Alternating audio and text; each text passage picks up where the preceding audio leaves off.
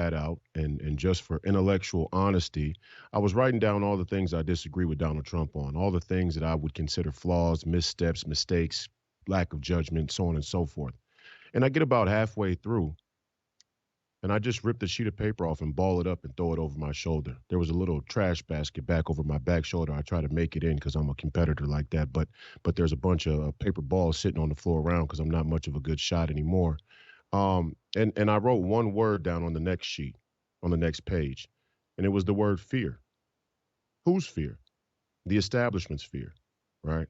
And I think any person, any individual who this establishment is going to marshal these type of resources, this amount of energy to take out, any individual who this establishment is willing to spare no expense, especially and most importantly in terms of their reputation, the legitimacy of their governance and the way that they go about all of their politics.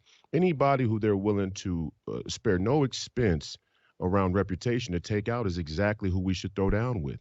And what I see my goal, my job as a young smash mouth populist in the movement commissioned by you. My job is to figure out who are the people out there that can be convinced and what will it take to convince them. And the media, the mainstream media industrial complex, they want you to get bogged down in the mud. They want you to get trapped in the WWE politics. They want you to look at all of Donald Trump's mistakes or flaws or personality problems or whatever the case may be and allow you to justify turning a blind eye to this tyranny on behalf of those set of opinions. And in most cases, they want to present them as facts, but I would say most of them are opinions. And the reality is, none of the flaws of Donald Trump is why people don't like him. I mean, that's the biggest scam in the entire narrative. And I don't care, I don't across the political spectrum, across the aisle. I don't care if you're right wing, left wing, progressive, conservative, populist, neocon, neoliberal, in the middle, independent, libertarian, Christian, Muslim. I don't care who you are. They've put one man at the center of the focus and tried to tell you that his mistakes or his flaws are the reason why you're going to turn a blind eye to their tyranny. And there's nothing more dishonest or corrupt than that. So I have one word on a piece of paper that validates my unequivocal support of Donald Trump in 2024, and I think it should for the rest of the nation.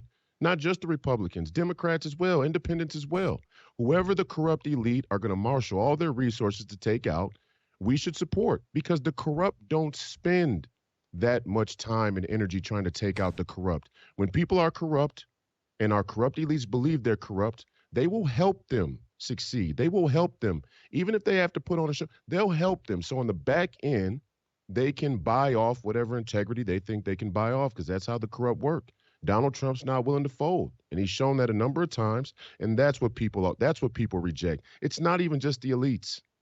It's not just the elites. It's all of us at home.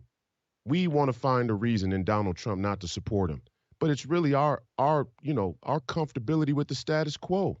It's not when he says, grab him by the vagina that we really have a problem with. Our entire society is riddled with pornography and vulgarity and any manner of perversions of sexuality and morality and ethics and so on and so forth. We don't like Donald Trump. We're uncomfortable with him because we couldn't imagine having $1 billion in the twilight of our life and staking everything we have to speak an uncomfortable and inconvenient truth. Many of us couldn't imagine it. And that's the loss of sacred honor in the American citizen and in the American mind.